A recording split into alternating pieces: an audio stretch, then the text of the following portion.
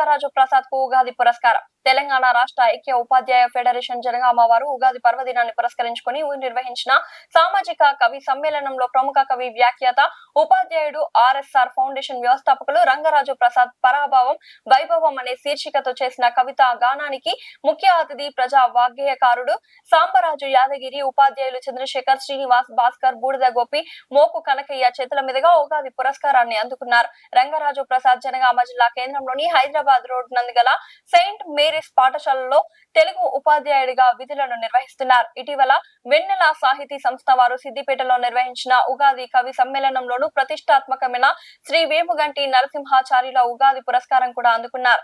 ఈ సందర్భంగా రంగరాజు ప్రసాద్ ను పలువురు ఉపాధ్యాయులు, మిత్రులు అభినందించారు.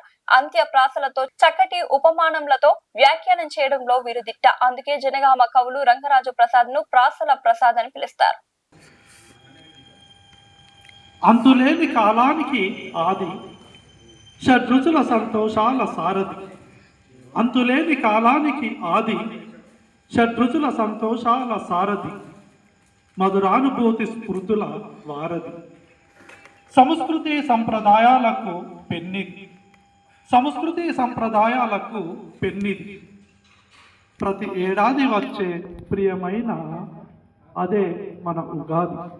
ప్రతి ఏడాది వచ్చే ప్రియమైన అతిథి అదే మన ఉగాది.